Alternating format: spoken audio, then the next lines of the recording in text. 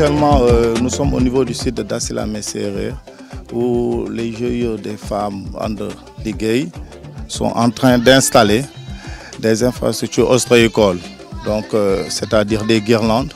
Ensuite, nous allons mettre ces naissins au niveau des pochons. Donc l'objectif, c'est de capter les naissins à travers ces installations qu'on appelle des guirlandes. Les guirlandes, c'est des coquilles vides qu'on enfile dans des cordes d'une longueur de 1,50 m où chaque corde peut contenir 7 à 10 coquilles vides. Dans le cadre de la coopération avec l'Agence belge de coopération internationale, un projet de développement d'aquaculture en général. Et ce projet a réalisé une première composante en pisciculture à Belekadiao, mais il nous restait des fonds. Et on a pensé accompagner quand même quelques groupements de femmes ostréicultrices et nous en avons choisi 3, dont le groupement de ces femmes ici à Dassila Messerre, un groupement à Bassis et un autre groupement à Dionnoir.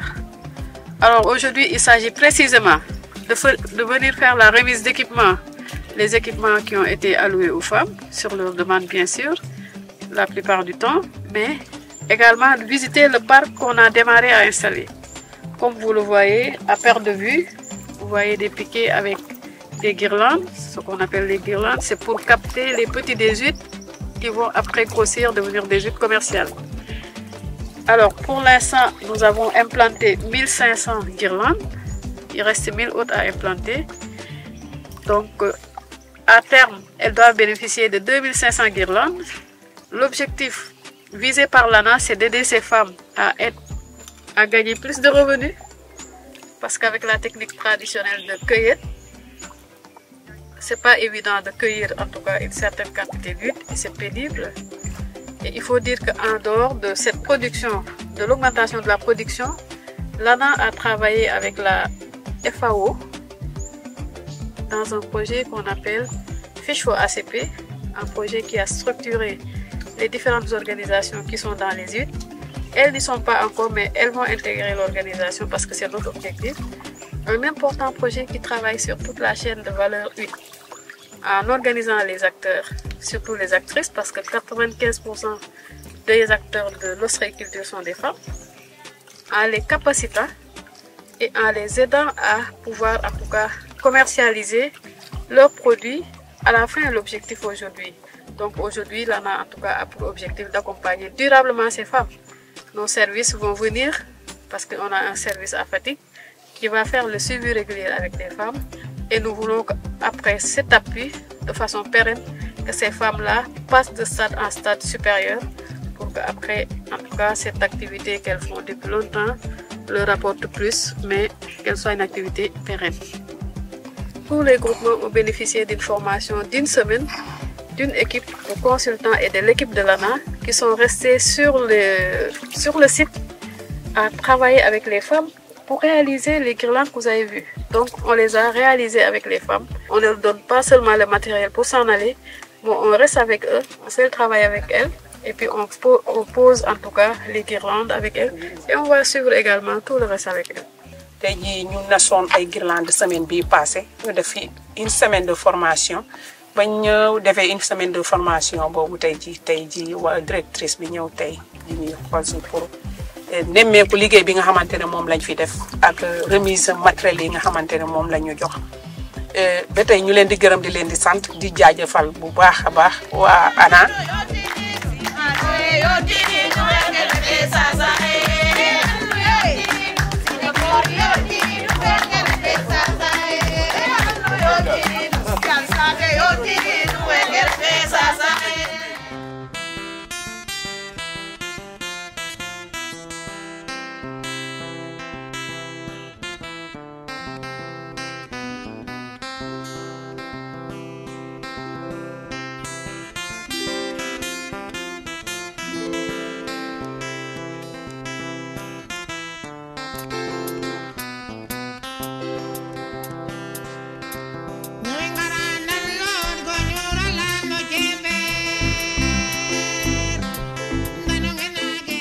tàmbalee projet bi ak suñu partenaire Enabel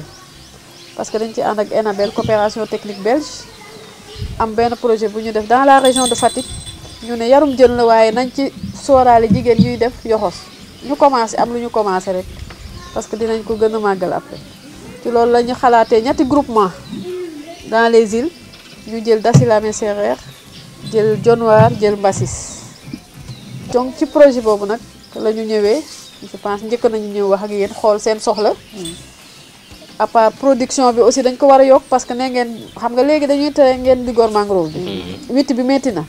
kon mën na am bu njëkk li ngeen mënoon am mënuta leen ko am mais pourtant toujours huissier dañuy jur ba tax na nag léegi bu ngeen amee matériel de captage pour mën a capter lu gën a bëri ci ay yoxos bu ngeen ko grossiré bu màgg seeni koom-koom dina yokk je pense aussi ci seen demande yéen a waxoon ne bëgg ngeen charrette ak fas parce que sinon da ngeen di yenu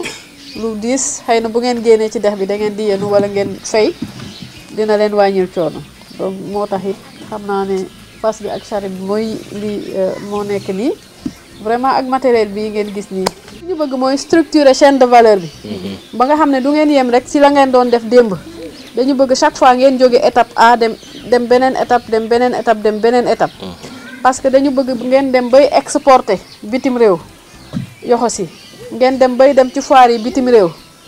déjà waa Nema Ba ak ñeneen ñi nga xam ne yàgg nañ leen gunge soo demee nii tey Fiara di nga fa fekk ñu jëlal leen stand ñu jël seen produit emballé ko bu baax di ko jaay ñu jàppale leen prise en charge ak yëpp ñu ngi foire instant bi di jaay xam leen ne daal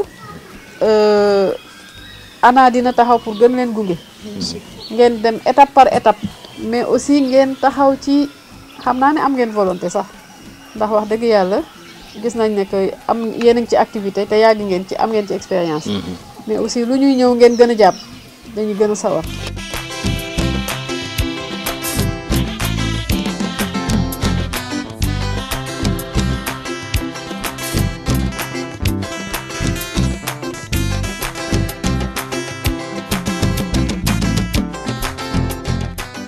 koy door a commencé def si kéemtulaay kàttan gérer ko ba am si résultat waaw ay nouveauté lañ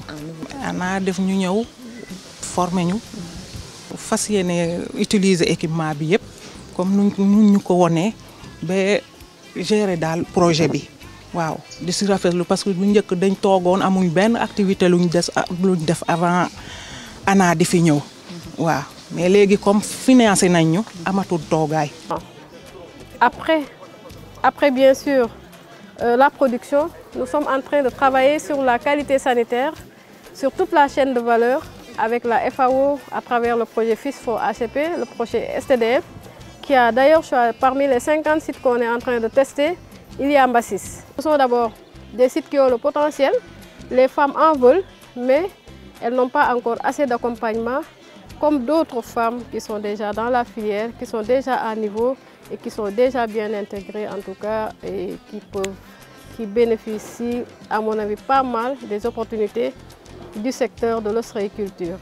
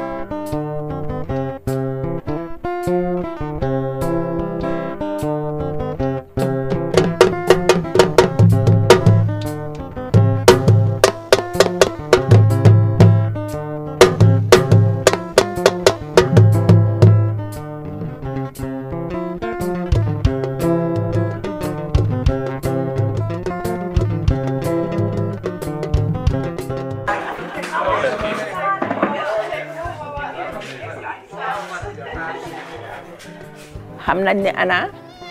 lim ñu indil yokkute la si ñun yokkute la indi koom-koom la ñu yoon indil loo xam ne day tax li ñu jafe woon yëpp dina dellusiwaat ndax xam nga da nga génn sa kër ñëw si sa site taxaw sa site janoog li nga xam ne moom nga war a liggéey doo duggati gaal te nga doon jigéen. Alors le matériel là qui est là, que vous voyez ici, composé de pochons, de guirlandes, de bassines et tout, va être très important pour les femmes de Dionewar. Mais le plus important va être le moyen de transport que le projet a mis à leur disposition, c'est-à-dire la charrette. Parce que ça a toujours été une revendication des femmes. À chaque fois qu'elles récoltaient leurs huîtres, elles avaient tout le temps des problèmes pour transférer les huîtres du site jusqu'au centre de transformation.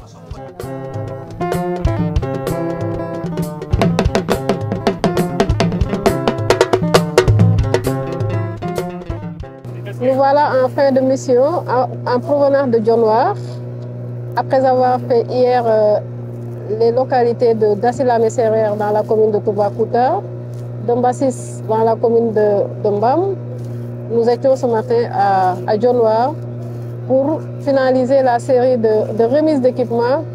et de visites des installations de production de parcs ostréicoles qu'on est en train de mettre en place pour les femmes en collaboration avec Enabel. Alors, après cette étape, bien sûr, il y aura un suivi. On va finaliser la pose des équipements qui reste à être finalisé. Mais il y aura un suivi d'ici 3 mois. On va devoir détacher les huîtres des guirlandes et les mettre dans des pochons en vue d'assurer leur grossissement pour que d'ici une année, on puisse avoir des huîtres commerciales mais également de qualité.